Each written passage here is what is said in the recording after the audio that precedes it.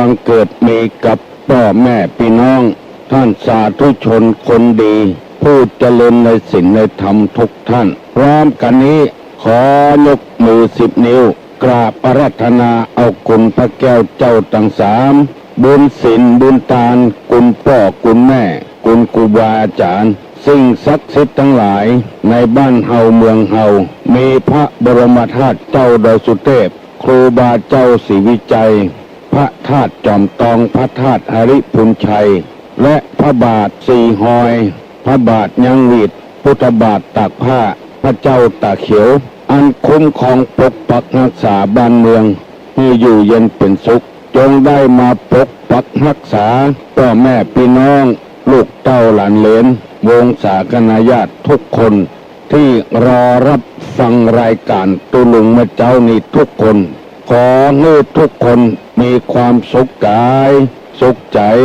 ไปทางใดเป็นที่ฮักของคนและเทวดาทุกท่านตลอดกาลนานเทินวันนี้ก็เหมือนกับกุวันตุลุงได้นำธรรมะมาเสนอให้พี่น้องวงศาคณาญาติทั้งหลายฟังเพื่อเป็นคติเตือนอกเตือนใจ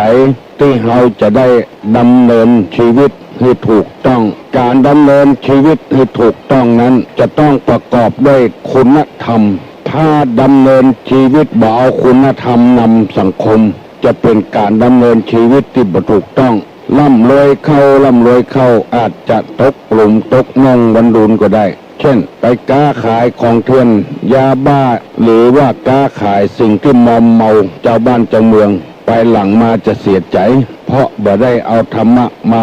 ดำเนินชีวิตโดยคุณธรรมนำสังคมสงบเย็นกุ้มเจนคนอันนี้เป็นสโลแกนของจุดปฏิบัติการวิทยุชุมชนมูลนิธิบุญญาภรณ์วัดโสภณารามตำบลดันแก้วอำเภอแม่ริมจังหวัดเชียงใหม่จะได้ยินเสียงนี้ตลอดบ่เหมือนไผบ่มีไผเหมือนและเป็นสถานีที่เผยแพร่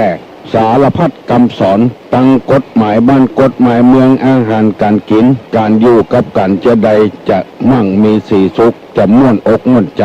บ่มีการโฆษณาบ่มีการประกาศเกี่ยวกับการค้าการขายสักอย่างก่อนที่จะได้ดำเนินการนั้นจะจวนพี่จวนน้องจวนลูกจวนหลานเหลนของตุลุงตุอุ้ยได้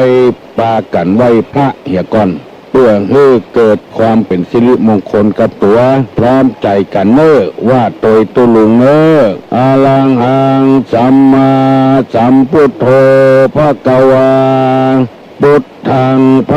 วันตังอภิวาเทมิกราบสวากขาโตภควตาธัมโม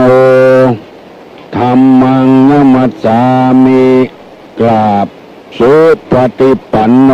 ภควโตสาวกสังโฆสังฆังนะมามิกราบหันธรรมยังพุทธัสสะภควโตบุพาภคณะมะกะลังกะโลมาเสนะโมตัสสะภะคะวะโตอะระหะโตสัมมาสัมพุทธัสสะนะโมตัสสะภะคะวะโตอะระหะโตสัมมาสัมพุทธัสสะนะโมตัสสะภะคะวะโตอะระหะโตสัมมาสัมพุทธัสสะพุทธังสรณังกัจฉามิธัมมังสรณังกัจฉามิสังฆังสรณังกัจฉามิตุติยัมปิพุทธังสรณังกัจฉามิตุติยัมปิธัมมังสรณังกัจฉามิตุติยัมปิสังฆังสรณังกัจฉามิตติยัมปิพุทธังสรณังกัจฉามิตติยัมปิธัมมังสรณังกัจฉามิตติยัมปิสังฆังสรณังกัจฉามิอิติปิโสภะคะวาอะระหังสัมมาสัมพุทโธวิชชาจารณะสัมปันโนสุขโต บิโทอนุตตะโลปุริสาหัมมะสาละถิสัทธาเตวะมนุษย์สานังพุทโธภควาติสวากขาโตภควตาธัมโมสันติทิโกอากาลิโกเอหิปัสสิโกโอปัญญิโกปัจจัตตังเวทิตพโพวินโยหิติสุปฏิปันโนภควโตสาวกสังโฆอุจุปฏิปันโนภควโตสาวกสังโฆญาญะปฏิปันโนภควโตสาวกสังโฆสามิจิปฏิปันโนภควโตสาวกสังโฆญะทิทังจัตตาริปุริสายุคานิอัฏฐปุริสาอุคาลาเอสะภควโตสาวกสังโฆอาหุไนโยปาหุไนโยทักขิไนโยอัญชริกาลนิโยอนุตตะลังปุญญเขตังโลกัสสาติกราบหนึ่งกราบสองกราบสามขอสิ่งที่เป็นมงคลจงเข้ามาสู่ในเนื้อในตัวของผู้ฟังทุกคนเนอะได้ไหว้พระสบายอกสบายใจกรรมที่เป็นมงคลทั้งนั้นให้มาปกปักรักษาหมู่เฮาทั้งหลายเอาเป็นสรณะเป็นที่จังที่เปิ้งวันนี้จะได้นำเอากรรมสุภาษิตของคนเฒ่าคนแก่เป็นว่าไว้ตะเมินแล้วเมื่อใดมาเบาแล้วมันสืบกันมาจนตะฮอดประเดียวตุลงก็ได้ฟังไว้แต่เมื่อน้อยๆมาแล้วก็ได้จำจื่อไว้เอามาฝากมาฝังลูกหลานเหลนอยู่ภายหลังแถมเพื่อให้ปากันจำกันจื่อไว้จื่อจำไว้เป็นว่าอันนี้เป็นกรรมหะหน่อยแต่บ่เป็นหยังเป็นว่าไว้อย่างนี้บ่มีขี้ฝอยมาดึงบ่ขี้บ่มีนี่เพิ่นจึงบ่มาถามอันนี้เป็นสุภาษิตคนโบราณไว้ขี้ฝอยนี่ก็คือขยะหมานี่มันไปชอบขี้ใส่ที่ขยะคนใดมีมนทินดังที่เคยได้เล่าให้ฟังว่าลบหลู่บุญคุณเปิ้นก็ดีลิษยาอาฆาตก็ดีตนีก็ดีมักอวดก็ดีอู้จุเปิ้นก็ดีอันนี้คือหมายถึงขยะแล้วสิ่งที่จะต้องได้รับนั่นก็คือขี้หมานั่นน่ะหมาขี้เขาใส่เปิ้นดูแควนเปิ้นบ่ค่อยคบหาสมาคม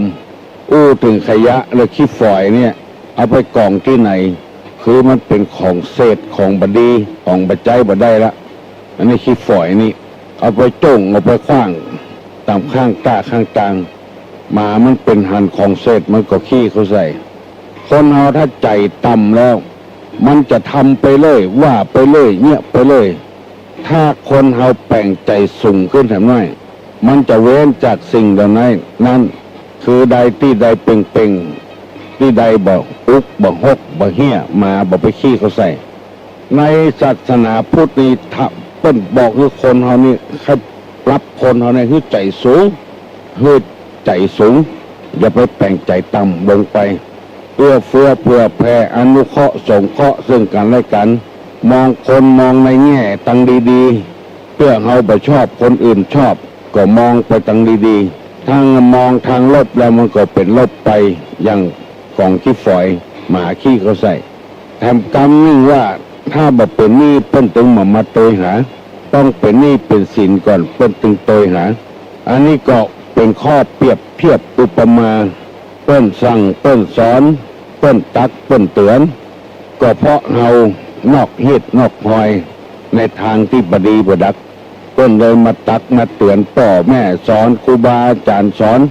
เฮาบ่ฮู้ตัวก็เลยว่าเปิ้นกาจังเฮาเปิ้นแกล้งเฮาหมู่นี้เป็นต้นเป็นหนทางที่บดีพยายามทำใจให้สูงเปิ้นตักเตือนบ่อยๆเจ้าใดดีเจ้าอันสอนนี่มันสอนให้ฮู้กับสอนให้เป็นคนดีมันคนละอย่างสอนให้ฮู้นี่อย่างครูสอนหนังสือละอ่อนนี่ให้ฮู้ เลขหนึ่งเลขสองเลขสามหูงูจากครูบาอาจารย์สอนนี่เป็นคนดีนี่ไผก็ได้บัจเจ้ครูบาอาจารย์สอนก็ได้เป็นพระสงฆ์พระเจ้าก็เป็นหมอเป็นแพทย์นี่เวลาเขาเจ็บเขาป่วยนี่มือกินน้ำนักเลิกมือกินของดองเลิกอันนี้คือสอนให้หูสอนให้ดีนี่ก็คือเปิ้นตักเตือนของเราถ้าเราดีแล้วเปิ้นมาสอนเราเปิ้นสอนให้ดีอันเนี้ยคือเราต้องเป็นนี่ก่อนเปิ้นถึงมาถามเราบ่รู้ตัวบ่ได้ตัวเจ้าบางตนบางองค์เทศท่านเทศนี่เปิ้นติเตียนก็ว่าเปิ้นคอยเปิ้นอิจฉาตาร้อนตัวบ่รู้จักตัวว่ากรรมใดดีว่าก็กรรมใดบ่ดีว่าก็อันละไปโคตรไปเกลียดเปิ้นเพราะเป็นนี่เปิ้นถึงเป็นนี่เนี่ยเปิ้นถึงมาถามถ้าเราบอกเป็นนี่เปิ้นมาถามตอนใดเทศดีเทศบ่ดีเปิ้นถึงรู้กันแล้วก็เปิ้นบอกให้เราก็ต้องพยายามแก้หนี้แก้สินหลีกเลี่ยงกรรมที่เปิ้นว่าให้เราเนี่ยภัยก็ตามเถอะที่เปิ้นว่าให้เราเข้าใจทันเลยจะไปคิดว่าเปิ้นอิจฉาตาร้อนแก้ไขปรับปรุงอย่างเหมือนกับว่าเป็นหนี้เปิ้นเอาทรายเปิ้นอย่าพ้องภัยก็จะบ่มาถามบ่อยเปิ้นมาถามก็ทรายเปิ้นเหียมันก็หมดเรื่องไปอันนี้เป็นสุภาษิตของคำโบราณตุลงนำมาเสนอแถมกรรมหนึ่งในธรรมในทางศาสนาเมื่อตะวานี้ได้นำเอากรรมที่ว่าอานิสงส์ของผู้มีศีลบริบูรณ์หนึ่งประสบโชคทรัพย์สมบัติเป็นอันมากสองมีชื่อเสียงฟุ้งกระจรไปสามองค์อาจกล้าหาญบัสตกสถานในเวลาเข้าสังคมสี่มาหลงตายคือตายอย่างมีสติห้าตายไปแล้วไปสู่สุคติโลกสวรรค์วันนี้จะเอากรรมว่าคุณสมบัติของนางแก้วแม่ยิงคนใดใครเป็นแก้วเป็นแสงเป็นเพชรเป็นพลอย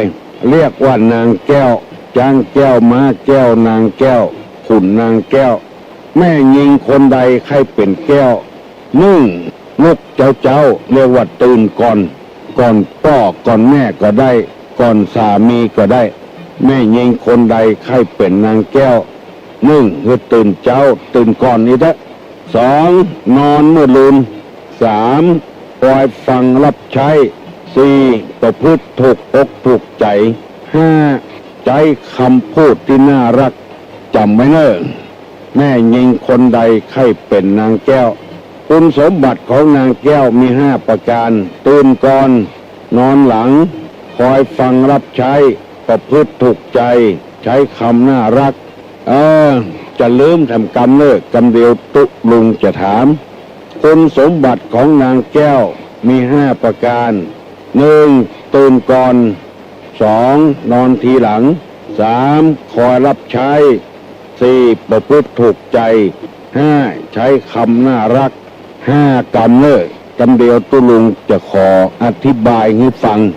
ตื่นก่อนเพราะอะไรข้อหนึ่งเพราะว่าจะได้ทำกิจการงานเป็นต้นว่านึ่งเข้าเป่าไฟแล้วมาแต่งเนื้อแต่งตัวหน้ากระจกเพราะเวลาวาลีบ่เคยคอยไขจะได้ไปกาดไปลีใครเป็นนางแก้วเพื่อลูกเจ้าตื่นก่อนการมันมีจะต้องอาบน้ำช่วยหน้าสีตาดังไฟนึ่งเข้าหุงแกงไว้เวลานี้กับเวลาตะก่อนมันบ่เหมือนกันตะก่อนนี้ใจหลัวใจทานประเดี๋ยวนี้ใจเต่าแก๊สลุกมาก็เปิดเต่าแก๊สหุงข้าวเนี่ยก่อนแล้วไปอาบน้ำชำระตัวเข้าสุกแล้วมาแต่งเนื้อแต่งตัวทาแป้งบีผมอันนี้เป็นนางแก้วเป็นคุณสมบัติของนางแก้วทำอาหารการกินไปกาดไปลีเพราะตื่นขวายจะบัดตันเปิ้นลูกขวายบัดตันเปิ้นดูแควนโตแถมซ้ำขอฝากฝังไว้เนอะลูกหลานทั้งหลายอันนี้ปัจจัยตุลุงมาแต่งมาแปลงเอามันเป็นคำสั่งคำสอนของโบราณเปิ้นสอนไว้อันนี้ห้องกันว่าสอนแบบรากหญ้าตุลุงจะบ่เอากรรมอื่นกรรมไก่ที่มันส่งมาสอนจะอี้ก่อน ให้เป็นนางแก้วเป็นนางเพชรนางพลอยให้คือเป็นคนดีคือตื่นก่อนสอนนอนทีหลังหมายความว่า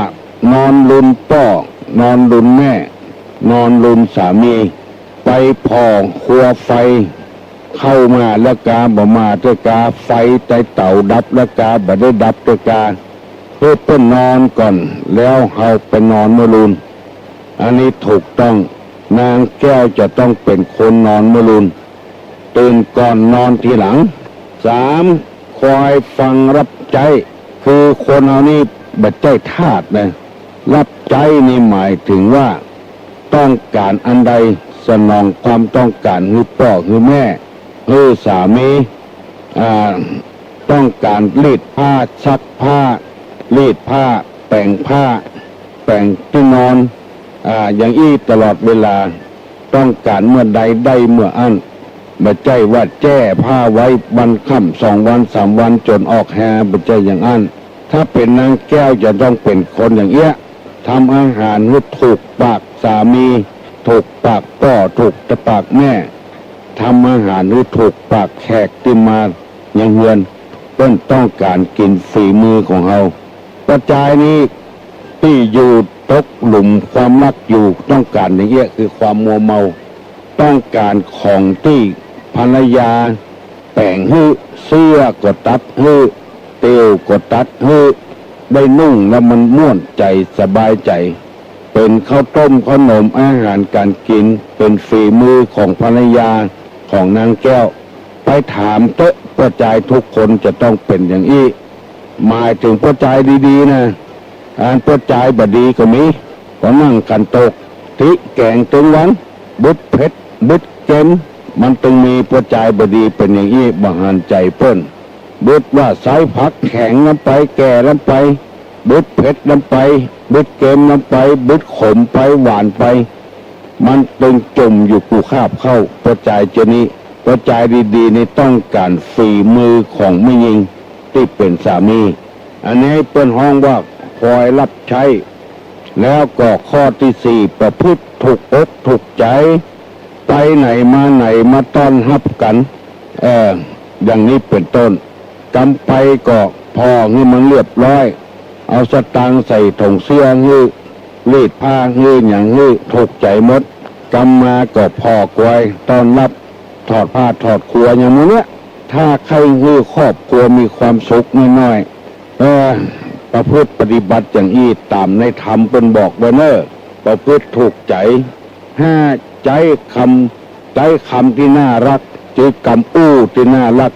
บัดใจว่าสั้นเต้าบกอกแนวเต้าบกอกมาก็บหันเนี่ยโหแม่ไปไหนโหตาบหันกันนี่อย่างนี้เนี่ยไปกำที่บัดหน้าฮักไปมาก็อิดอยู่แล้วก็อู้กำบ่ม่วนก็ใส่กันบอกว่าปัจจายบอกว่าไม่ยิงกำอู้กำจ่าตู้เจ้าพนายก็ต้องการอย่างเงี้ยศรัทธานาบุญก็ต้องการอย่างเงี้ยกำที่มันถูกหูกำที่มันม่วนกำที่น่าฮักอันนี้ตุลุงบัดได้ว่าคือไผ่เนอร์นำมาเสนอให้พี่น้องทั้งหลายได้รับทราบเพื่อจะได้นำไปปฏิบัติคือถูกต้อง1ตื่นก่อน2นอนทีหลัง3คอยรับใช้3ประพฤติถูกใจ5ใจกรรมน่ารักคำว่ารับใจนี่บัดใจว่าใจกูห้อมย่อมยากเมาเหล้าน้ำลายย้อยเตยใจไปซื้อเหล้าอยู่อันนี้บัดถูกต้องเนอะอันนี้บัดถูกต้องคำว่าขลับใจนี่บัดใจว่าเป็นขี้ข้าของผัวบัดใจเป็นขี้ข้าของไผคือว่าประพฤติตามหน้าที่ของตัวเองนะอย่างที่ว่านะทำอาหารการกินซักผ้าซักควรรีดผ้านี่ครัวแปรงที่อยู่ที่อาศัยตั้งหน้ากระจกกาตั้งผ้าผ่อนต้นสบายกาบ่เหี้ยหายยายหยาดเก็บไว้เป็นอย่างตู้ลงก็เคยไปเนี่ยไปบ้านบางบ้านโอ้บ้านจัดงาม2 ชั้นปูกระเบื้องปูอย่างจัดดีโอ้เหี้ยหายยายหยาดเฮ้ยบัดจัดเป็นระเบียบเรียบร้อยเคยอยู่ตูบอย่างห้างเฮือนจะได้ก็อยู่อย่างนั้นพอแล้วมันบ่ม่วนตา บางทีก็ไปตามวัดตามวาไปหั่นใส่ที่หน้าวางเป็นวัดที่รับแขกทุเจ้าครัวเหี้ยเบอะเหี้ยเบอของไทยทานของกินของใจอย่างเหี้ยเบอะเหี้ยเบอยังบอกปอหมามันนอนตัวทำตากหัก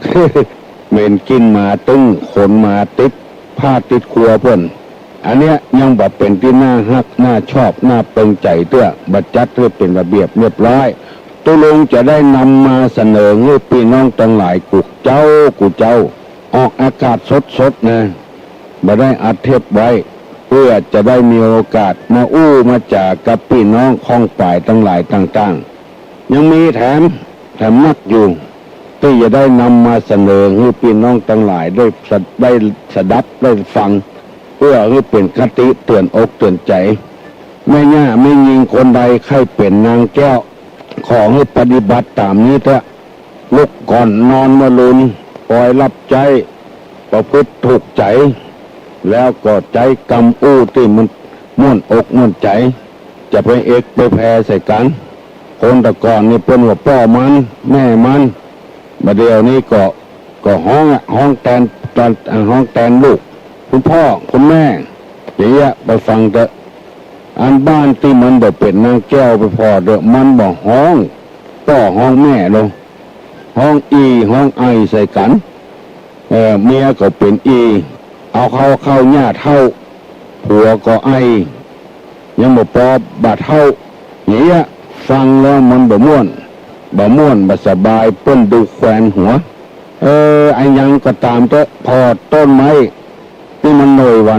นหอมเนี่ยนกมันหุมต้นไม้ต้นใดมีกลิ่นเหม็นอย่างนกน้อยบะคิดปูเนี่ยบะมี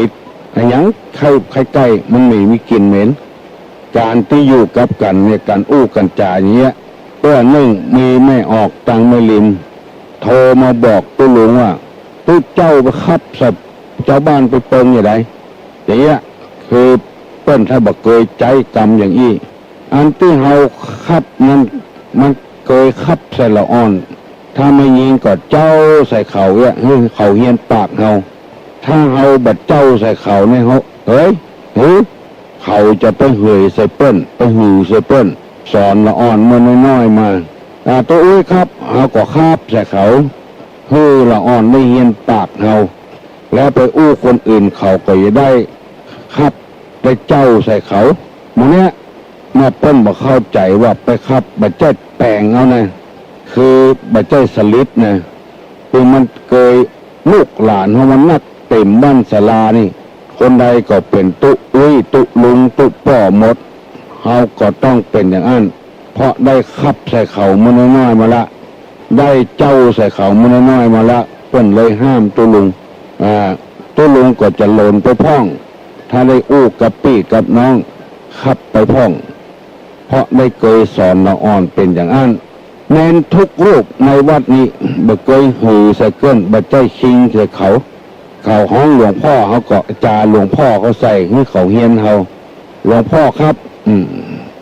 เขาก็คับเขาใส่เขาตัวเจ้ากุตนตัวหลวงก็คับเขาใส่เขาเน้นกุตนก็คับเขาใส่เขาเพื่อสอนเขาโดยธรรมชาติตัวลุงบ่ใจแกล้งแต่งแปลงเอาเพราะเขาเป็นคนใหญ่แล้วเป็นครูบาอาจารย์เขาแล้วดังนี้เป็นต้นบ่ออกไม่ออกก็อย่างเดียวกันอยู่กับบ้านถ้าเขากูใส่เขาเหมือนเข้ากูใส่เขามึงใส่เขาก็มึงใส่เขากรรมอันนี้เป็นกรรมดีเช่นปู่ย่าตายายปกครองแบบสมบูรณ์และนายาสิทธิราชมาแล้วหน้าสมัยนี้เปลี่ยนแล้วเขาก็ต้องเปลี่ยนตัวเปิ้นจะไปกูใส่เขาห้าใส่เขามึงใส่เขาคิงใส่เขากรรมเดียวเขาก็คิงใส่เขาแล้วมันเป็นกรรมที่บุสุภาพยังหลวงปู่อย่างตั้งอีสานกูมึงนะหลวงพ่อคุณเบิ้ลติดมาตั้งน้อยละตัวลุงก็ได้ยินเหมือนกันตอนที่เป็นละอ่อนแม่ก็คิงเขาใส่บอกว่าคิงนี่เกิดต้องปิ้นนะบ้างเอาตีนออกนะบ้างแม่บอกว่าอย่างนั้นก็จำต้องฮอดประเดียวเอาตีนออกก่อนเบาหัวออกก่อนเป็นว่าอย่างนั้นเอาแล้วตัวลุงจะถามเลย มาเดี๋ยวนี้6:30แล้วนะไปยังมาลุกอย่างนี้ลุกเลยลุกเจ้าได้กินพักยอดปลายลุกขวายได้กินพักยอดเก้าลุกเนื้อจึงปวดใจไม่ยิงยังไม่ใจวันเสาร์วันติดเนื้อลุกจากที่นอนแห่บัดเดียวนี้ตู้ลุงอู้มาได้ครึ่งชั่วโมงละจะถามว่าไผ่ฟังตู้ลุงพ่องอีบดายไผ่ไข่จะต้องประกอบด้วยคุณธรรมอันอย่างพ่องลองตอบฮัลโหล แต่พระราชการเจ้าท่านขอตอบด้วยลุงจ้ะตอบด้วยลุงจ้ะเก่งแต่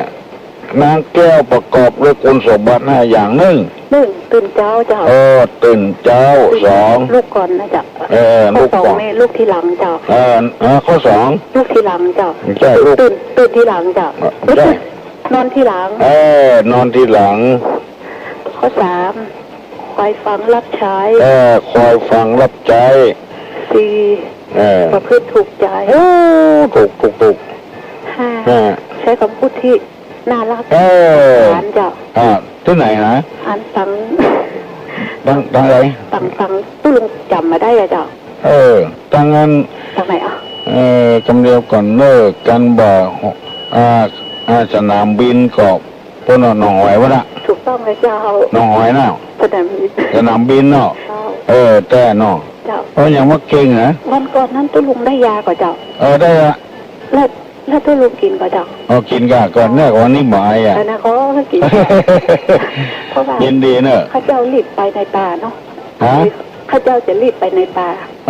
เมื่อวันนั้นแต่ว่ามันซื้อน่ะมันถึงค่ำเลยหมอเพิ่นจะเอาว่ากำลังจะเบิกยาเขาว่ามีแล้วมีโยมเพิ่นมาถวายยาหยังมันว่านะเอาไปถามตัวลุงว่ายามะแขวงนะดีละนี่เนาะถูกต้องละเพราะว่าเพื่อนก็กินกันเนาะถ้ามันไม่ดีข้าเจ้าก็บอกไฟให้เราวันนี้บ่ายเลยเจ้าตามนมัสการเนาะยินดีเนาะสนามบินเนาะเจ้าครับเจริญพรเจ้าถูกต้องแล้วไผ่ไข่อู้ตัวตุ้ลุงก็โทรมาเนอะไผ่ไข่อู้ตัวตุ้ลุงก็โทรมาฮัลโหล2 โหล3 โหลครับแล้วเขาจะบอกไปจ่าเขาทำมากับตุ้ลุงมาฮอดล่ะชื่อฮอดนะมาฮอดกะครับติดตามตัวฟังติดตามติดตามแล้วครับดีเนอะผมขอไปจ่าทำมากับตุ้ลุงจะ2 ข้อ3 ข้อ2 ข้อ 3 ข้อก่อนข้อที่1นะที่ผมมันตีบะหมี่นะตีบะหมี่ในบ้านตู้บะหมี่แล้วผมจะเข้าบ้านที่พระที่จะลูกวิญญาณแล้วผมไล่วิญญาณมันดีครับดีเยี่ยมเนอะใส่เข้าบาตรอย่าใส่เข้าพระเจ้าอย่าครับมีพระมีพระพุทธรูปครับใส่ก็ได้แล้วมีหลายองค์เลยอย่าใส่ก้อนเดียวใส่ก้อนเดียวจะไปใส่กูองค์เนอะใส่ก้อนเดียวพอละใส่ก้อนเดียวพอพระเจ้าใส่5 ก้อนครับใส่5 ก้อนก่อนใส่ก้อนเดียวพอแล้วมันจะกินด้วยกันนั่นแล้วจะกินด้วยกันแล้วว่าจะได้พ้องกรรมมันแล้วก็ผมถือมาแล้วก็นั่งสมาธิเลยนะครับเก่งที่จะถึงนั่งสมาธิเลยผมปฏิบัติที่ผมไปที่ครูบาเฉลิมสาแล้วอย่างเรื่องกี่วิญญาณที่จังหวัดอุทัยธานีนะครับไปเสียพ้นครับแล้วก็จะด้วยนี้ผมฐานะกับเจ้าดีก็ได้เจอว่าผมทำบุญก็พ่อก็แม่ไม่ดีครับดีอุปถากพ่อแม่กันมันมีเปิ้ลก็มีเอาละครับน่าถูกปฏิบัติที่หนึ่งได้เยอะครับฐานะบ่สำคัญเนอะฐานะบ่สำคัญของมีศีลมีธรรมเถอะอุปถากพ่อแม่เถอะเนอะครับได้บนเนอะมึงฮอดนะที่โทรมาหาตุ้งลงวันนั้นนะที่อยู่บ้านดงดำหมู่ที่5ตำบล5 อำเภอ5เป็นผู้หลวงละจังหวัดเชียงใหม่เป็นผู้หลวงเหรอ อ๋อ บ่เป็น ไม่เป็นเป็นธรรมดาด้วยค ธ รั ร บ รมดาเนี่ยเนอะ แล้วผมก็อยากได้เค้กของพี่ลุงนี่มันอยู่ที่ไหนครับ โอ้อยู่ที่วัดอยู่ที่วัดฝ่ายหิน ฝ่ายหินนะ เห็น ฝ่ายหิน แล้วอันนี้นะครับผมอยากได้เหมือนเค้กของพี่ลุง เออ หลายอย่าง เออ คนพูดถึงให้เกิดไดอื้อที่จะทำในชุมชนด้านดังๆนะครับ อันกะ ก็รายการธรรมะนั่นละ เก่งเนาะ ครับ ภาษาเมืองเนี่ยภาษาปากกยออ่ะ ผมนี่เป็นถ้าว่าเรือแล้วนี่เป็นเพลิงนะครับเป็นเพลิง โครง เพลิง มาเจ้าปากกยออ่ะ อาจารย์เดินก็เจอนี่เจ้าของเป็นเรื่องนี่แต่ว่าเป็นเพลิงใจแล้วได้จะไม่เกินเวลาต้องเจอนะโชคดีเนอะ ครับ ครับโชคดีมารยาทต้องออกนี่มารยาทดีขนาดนับถือแต่อู้เมินกับรบป่วนเวลาเพื่อนวะฮัลโหล บริษัทครับคุณพาครับ อันนี้อันตะกี้นะเราอ่อนมันว่านะอันตะลงมันเป็นกรรมที่แบบพวกขโมยเนี่ยแต่มันว่าอันรับเด็กอันรับเด็กเนี่ยปันเท่าปันตายรับลูกกวายปัญญาดีวะนี่เป็นละอ่อนอะไรก็บอกว่านั้นคือมันว่าโอ้ตะลงผมอันติตะลงเป็นอันเป็นว่าโอ้อันนี้กรรมนี่เป็นกรรมบดีเนอะกรรมบดีอันน้องเย็นไหนสอนเธอเขานี่เนาะอันครูเป็นบอกคืออีเนาะโอ้ครูนี่ใจเหมือนพอตัวลงนั่นบอกคือละอ่อนก็เลยกรรมนี่ไม่ได้เลยครับใบสาครับเท่าไหร่เท่าไหร่มาโอ้จังแม่แต่งครับผมแม่แต่งบุญครับจะเดี๋ยวจะบอกข้างนอกครับแสดงความยินดีเนอะโทรมาจากแม่แต่งว่าละอ่อนว่าบดเดียวกรรมบดีบดาโครับเด็กลูกขวายแล้วเป็นเจ้าเป็นนายอย่างมุบดีว่าฮัลโหลครับผมครับอันนั้นตะอ่อนที่มาบ้านะมันก็เป็นกำเล่นของมันกำเล่นของมันเป็นกำเล่นของมันต่อไปบ้าอย่างที่เขาว่านะกันจะเหมาะทำเหมาะนำเนาะการนี้อันที่แต่เจ้าเนี่ยนะอันที่อันตุปีว่า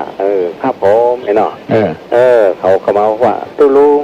ก็ว่าตุลุงเขาห้องทุกพ่อเขาว่าทุกพ่อนะขึ้นถึงถูเนาะแล้วมันอันนี้ก็ถูกต้องล่ะมันถูกแล้วเนาะถูกต้องหมดแล้วนะมันแบบใจว่า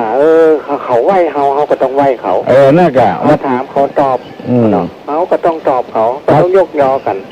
ทำเป็นตัวอย่างเพื่อนว่าตัวอย่างที่ดีนะมันบัดต้องไปสั่งไปสอนเขาบัดต้องไปสั่งไปสอนอันที่ทุกปีว่าอย่างคือว่าโอ้คือมาหาตุลุงนั่งกันนึกถึงตุลุงเขากระจาตุลุงใส่เขาห้องทุกป่อเขากระจาทุกป่อใส่เนาะมันอันนี้มันกระถูกละเขาว่าข้าวผมมันแบบพิษอะไรเงี้ยนะครับผมพิษอันไหนสักอย่างอ่ะมันอยู่ที่จิตที่ใจของมันเนาะจิตที่ใจเขาทำให้เขาน่ะมีปิติมีความเคารพนับถือต่อไปแถมว่าโอ้เราตุลุงเป็นเท่ากันเนี่ยเป็นกันยังข้าวผมเนี่ยเขาก็เป็นยังเขาอ่ะโอ้ของกูนะก็ไม่ได้ว่าอันนี้มึงเอานี่ไปก็ไม่ว่า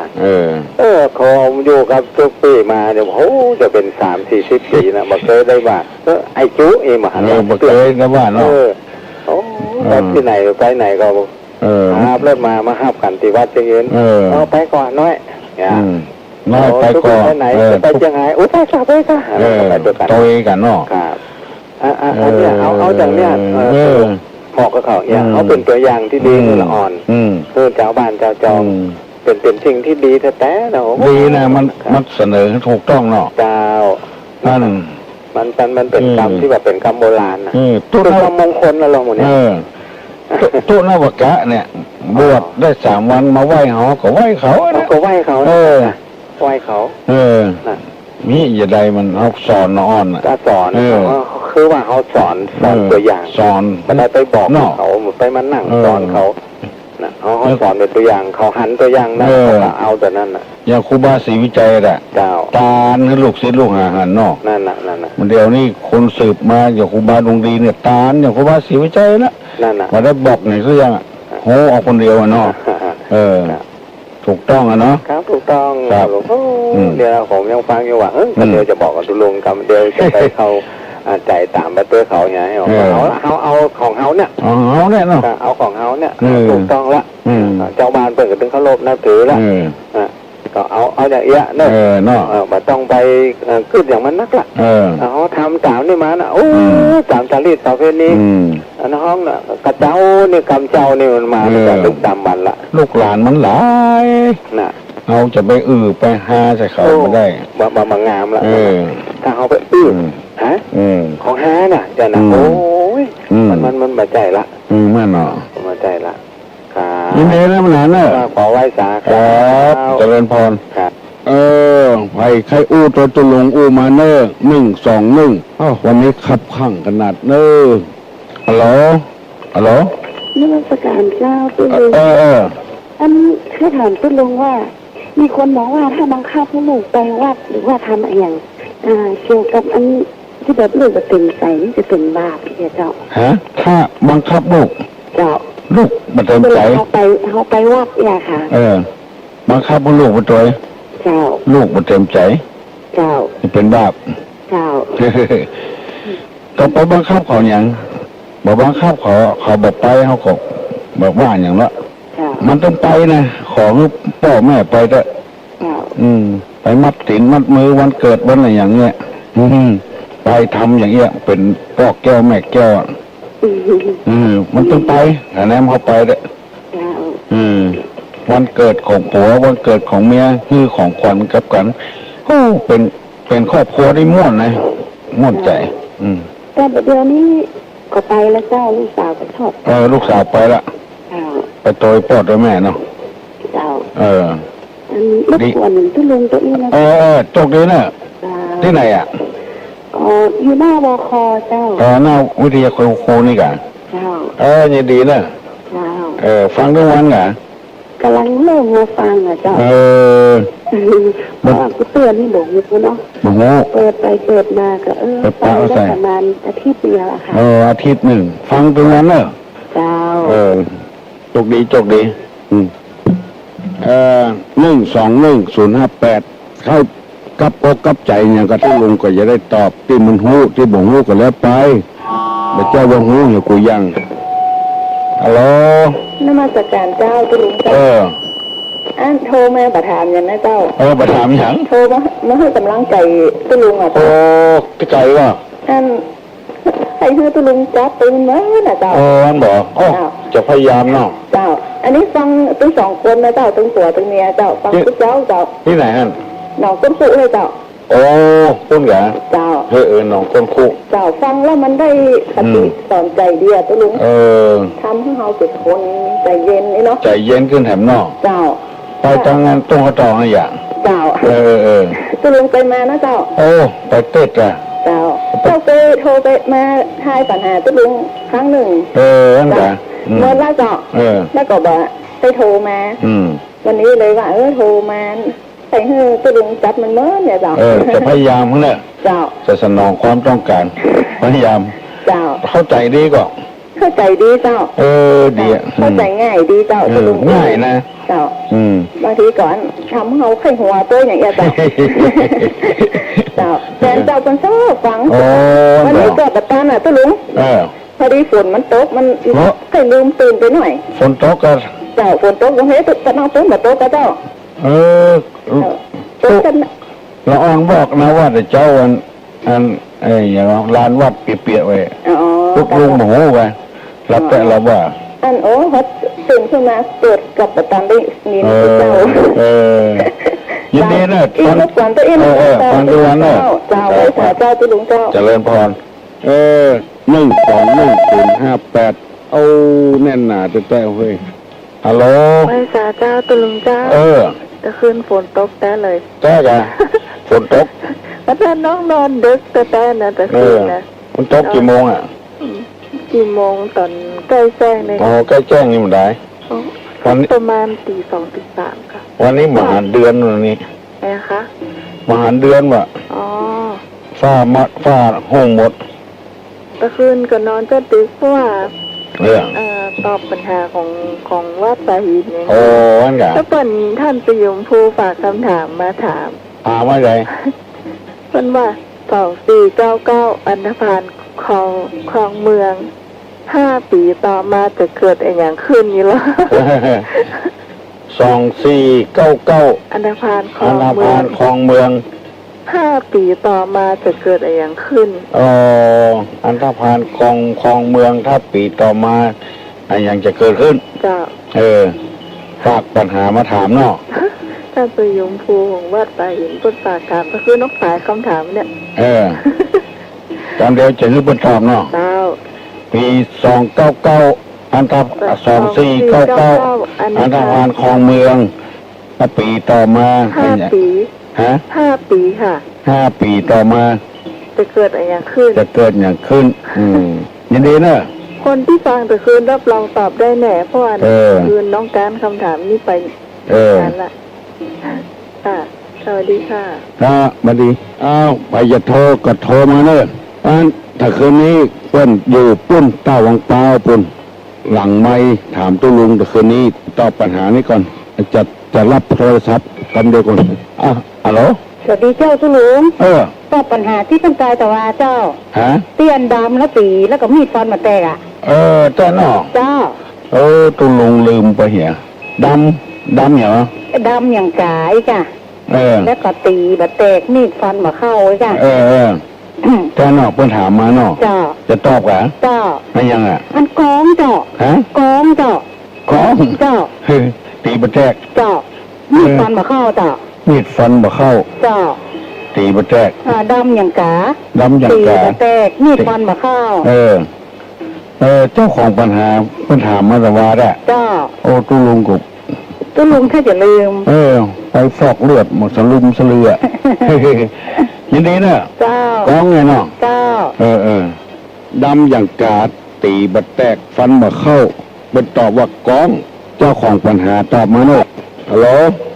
ขอนมัสการเจ้า น้องป๊อบ ดำเหมือนแขกตีบะแตกฟันมาเข้า ดำเหมือนแค่ เจ้า ฮะ บะเจ้กองเจ้า ไปใจด้วยเหรอ เจ้า ดำเหมือนแขกตีบะแตกฟันมาเข้า คนเขี้ยวงูเนี่ย น้องตอบว่าอย่างบะตอบด้วยเนาะว่าอย่างไรฮัลโหล ตอบมันก็คือเงาเจ้า เงาคนเขาเนี่ย เจ้า แต่เนาะเงานี่มันดำเนาะ เจ้า บะโทกเนาะไม่ออกติดโตตอบเมื่อกี้บะโทกเนาะ เจ้า ความจริงก็คือเงาเนาะ เจ้า แต่นี่ดีเนาะน้องป๊อบเนาะ เจ้าถามเป็นพ่อ ถามทำข้องฮั่น มาจากเมืองติ๊กตัวเล็กเสียงดัง ให้คนอื่นตอบกะ เจ้า ให้ตัวอุ้ยตอบกะคือคนอื่นตอบ ตามใจเจ้า ตอบเลยเนาะ เจ้า คนฟังมันนักบะทบถูกอ่ะ เจ้า ถูกต้องเลยครับว่าอย่างก็ตัวเล็กมาจากเมืองแจ็คตัวเล็กเสียงดัง เจ้า บะทบเนาะ เจ้า ประทัดยินดีเนอะ เจ้า มีภัยถามทำหาปัญหาตะกี้เนี่ยไปตอบได้พ่องว่าบเดียวก็ลืมบเดียวละอ๋อ ฮัลโหลสวัสดีเจ้า น้องพิมพ์ เจ้าบัตรเจ้าจะถามเจ้า จะถาม เจ้า ถามว่าไง มีทองอยู่3 ก้อน แล้วมีตากับยายมี2 คนเจ้า แล้วก็แบ่งกันคนละกี่ก้อนเจ้า ทอง ถามตู้อื่นเจ้า มาถามตัวเว้ย เจ้า ถามคนอื่นเนาะ เจ้า มีทองอยู่3 ก้อน เจ้า มีตากับยาย มี2 2 คน เจ้า แบ่งคนละแบ่งยายก่อน จะแบ่งกันคนละกี่ก้อนเจ้า แบ่งกันคนละกี่ก้อนเนาะ เจ้า มีตากับยาย2 คน แล้วก็มีตากับยายอยู่2 คน โอเค ถามคนอื่นเนาะ เจ้า แต่อีตัวลุงตัวอุ้ยหูละ ไปตอบได้ตอบเนอะยินดีเนอะน้องพิมพ์ มีคำอยู่3 ก้อน แล้วก็มีลุงตากับยายอยู่กับกันจะแบ่งคนกี่ก้อนฮัลโหลฮัลโหล รถเป็นบ่ได้ถามตุลุงบ่ได้ถามปัญหาสักกรรมอ้าวฮัลโหล จะลุง ฮะ จะลุงใครถามลูกใครถามได้ ฮะ ใครถามวัน ใครถาม เจ้าอันแป้งบานไม้เลยก่อนไม้มันยิบใครปรึกษาตุลุงเสร็จแล้วเอาไม้จุ่มปีใส่มันดีเจ้า ไปเฮิน เจ้าแป้งเฮินแล้วไม้มันยิบแล้วก็เอาจำปีมาใส่มันดีก่อนเจ้า แปลงเฮินแล้วก็ไม้มันวิทย์ เจ้า มาไม้จุ่มปีก็ใส่ดีกว่า เจ้า โอ้ซ้ำดีกะ อ้าม เบอร์โทรตุลุงอยู่มันเมื่อมีแล้วใครโทรใครอุสุนโตเจ้า กูสุนโตบ่ เจ้า มื้อนี่กี่โมงอ่ะ มือถือตุลุงยัง สัก8 โมงบ่ 8 โมงมึง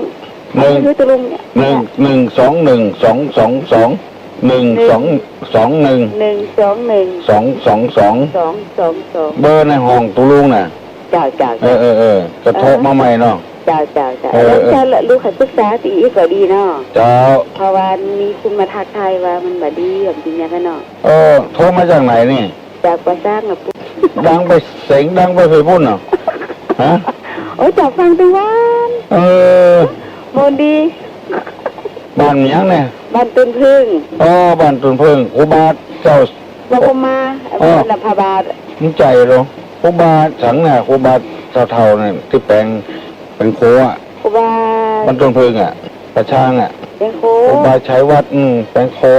ที่จอมจองอ่ะ โอ้ไปบุญไปตุนพึ่งพวกนี้ตุนพึ่ง ใหญ่อะตุนพึ่งสถานีบ่ ตุนพึ่งแม่แรงกว่าจ้างเนี่ยตุนพึ่ง ประช่างตุนพึ่งแม่แรงเจ้า ตรงบุ้งแมลง เจ้า โอ้เสียงดังชัดบ่ เจ้าเสียงสัตว์เจ้า ฟังทุกวันบ่ เจ้าฟังตึงว่า ดีแต่เฮ้ย เจ้า สนใจธรรมะธรรมฮะ ดีเดี๋ยวฟังตุลุงอู่ดี สนใจธรรมะธรรมโมเนาะ เจ้าอาตีนะเจ้า เจ้า สวัสดีค่ะ เจ้าสวัสดีครับเจ้าเอาเพื่อนเฟื่อเปิดสร้างคุณเอายังจะได้ที่นี่ฮัลโหล พัฒการเจ้าก็คือเจ้า เจริญพร เจ้าอันนี้อย่างที่ตุลุงบอกนะเจ้าทุกมาเมื่อเช้าก่อนนึ่งข้าวดังไฟนึ่งข้าว โอ้ดีดังไฟนึ่งข้าวเสร็จเรียบร้อยแล้วก็ล้างถ้วยล้างจานถ้วยล้างจานแล้วก็แอบน้ำทาแป้งแต่งตัวตรงน้ำชาทุกทีได้อาจารย์เขาหยุดเป็นนั่งตรงเลยเจ้าเป็นนั่งตรงเจ้าปฏิบัติทุกวันคืนก่อน7 โมงก็สวดมนต์นะเจ้าสวดมนต์ก็สวดมนต์จนสุดเล่มนะเจ้าอันที่โสนั่นนะเจ้าแล้วก่อนสวดมนต์จะถึง9 โมงบ่ายนะเจ้าก่อนหยาดน้ำแล้วก็นั่งสมาธินะเจ้าดีถึงวัน1 วัน2 วันเจ้าก็ฟังธรรมะสถานีของอันตุลุงนะเจ้าถึงวันนะเจ้ายินดีแต่มีรายการเพลงออกมาเจ้าก็เลื่อนก็เป็นน้ำบ่อหลวงนะเจ้าน้ำบ่อหลวงพวกมีดีกับเจ้าตุลุงดีค่ะอยู่ที่หน่อยอ่ะบ้านสมตองเจ้าจังหวะนี้ลูกขาวคนขาวเจ้านุโมทนาเนอะกินเจมันได้กินปลาเจ้าตุลุงมีกินเจแหละบ้านสุดบ้านที่นักกาบที่หนักเรือตายเวลาที่หนักเรือตายแล้วปฏิบัติอยู่กับบ้านเจ้าเป็นร่างทรงบอกเจ้ายาคนเลยเจ้ายาคนบุญนักษาเนอะดีแล้วปฏิบัติอยู่ในศีลในธรรมเนาะเจ้ายินดีตัวฮะเดียวนะเจ้าปฏิบัติอย่างที่ป้าปู่เชื่อนตุลุงบอกนะเจ้าเมื่อเช้าสวดมนต์มาเลยนั่งสมาธิหยาดน้ำหยาดเลยไม่ตายเจ้าลูกก่อนนอนลุ้นเนาะเจ้าดี5 โมงตายเจ้าก็ตื่นแล้วเจ้า5 โมงตายตื่นละเจ้า6 โมง 15ก็อาบน้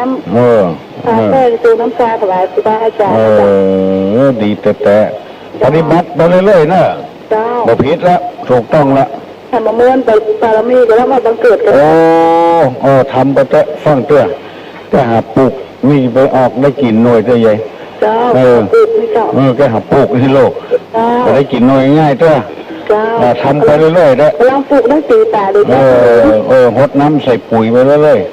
ๆพอแมงพออย่างมันไปอย่าไปให้แมงอย่างมันจีมานี่ เจ้า มีความบดีบดักนะความโลภความโกรธของหลงโอ้ยไม่ให้มันใกล้ มีเจ้ารักเป็นมุตเจ้า บุญรักษา โป่งมุตเจ้าลืมโป่งมันมียักษ์บาเข้ามีเจ้าเจ้าที่มันคือถึงฟ้าโป่งวางมุตเจ้า มันถึงได้กินก็มีแผลกล้ามตายใช่ไหม เจ้า ยินดีเนอะ เจ้า ยินดีนมัสการเจริญพรดีแต่ละมาเดี๋ยวนี้มัน7 โมงละตุ๊ดลุงจะได้ย่างเหตุก่อนเอาใจกันคนมันเดียวเมืองเดียวกันเอาใจกันฮัลโหลโอ้ปัจจัยพอออกเจริญพรเนอะอยู่ที่ไหน เรียนลำปาง โอ้ได้ยินเสียงลำปางมั้ง ได้ยินครับ บ้านอย่างไง อยู่บ้านหัวต้น อำเภอก็ขา อาจารย์ชัด หางชัดเลย ครับ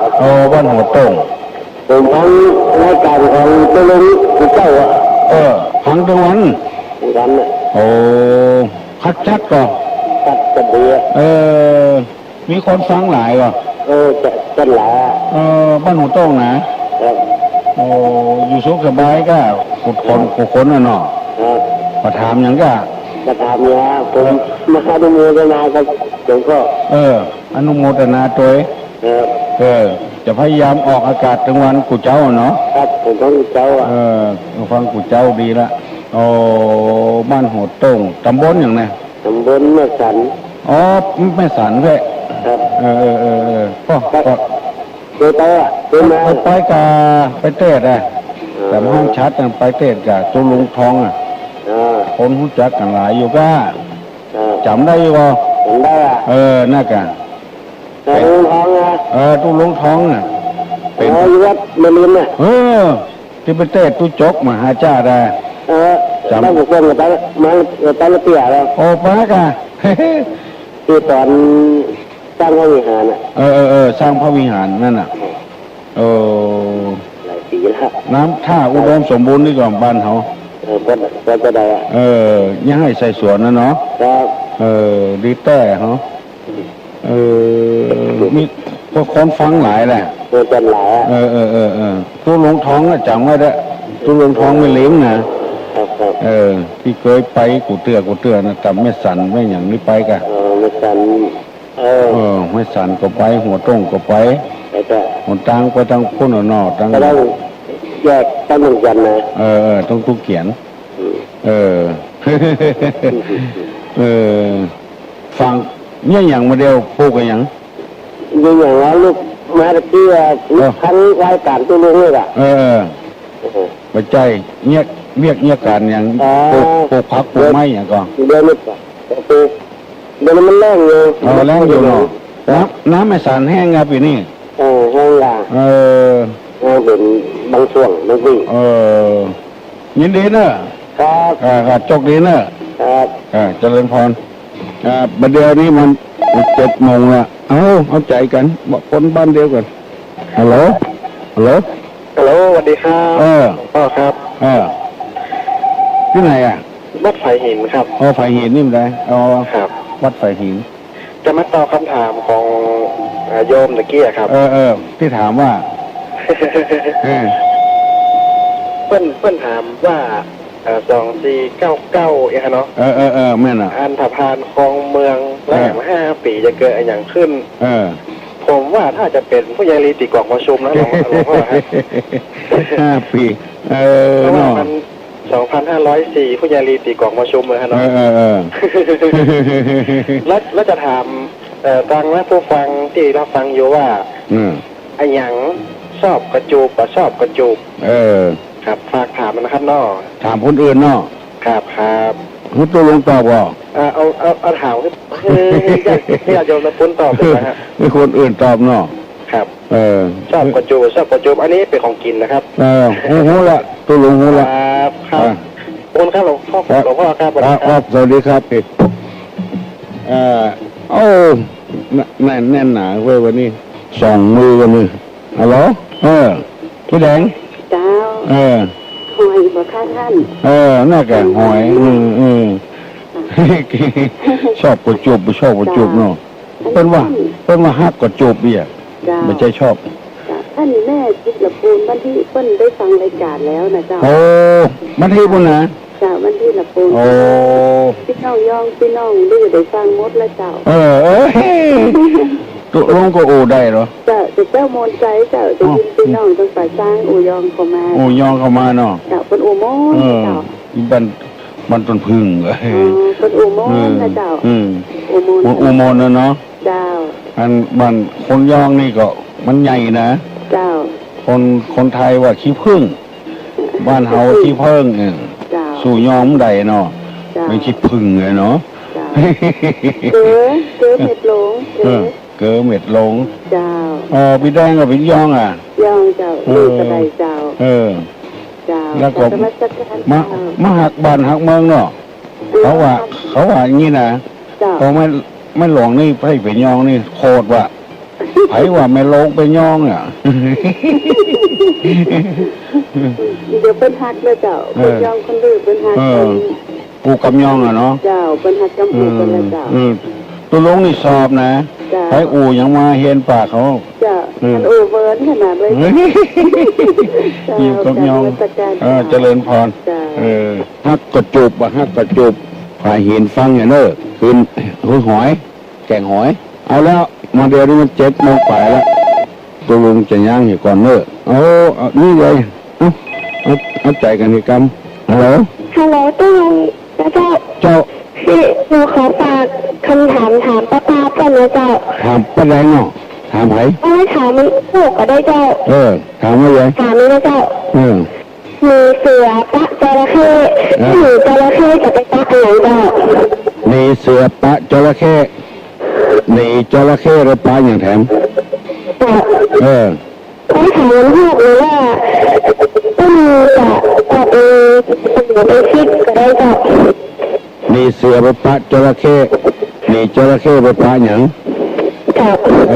มาพูดเขาไปตอบเนาะ เจ้า วันนี้มันขวายไปละ เดี๋ยวมันจะขวาย ขวายไปละตัดเจริญพรเนอะขอให้อยู่ดีมีสุขอันนี้มันขวัญยินหิมากาขึ้นมีโจกมีลาภของกุลคนเนอะสปีติโยวิวัจจันตุสปะโรโควินัสสตุมาเตภาวะตวนตลาโยสุขีติคายุโกภาวะอภิวาตังสีริจานิจังวุธาปจายโนวตาโลธรรมาวัฏันติอายุวันโนสุขังตลา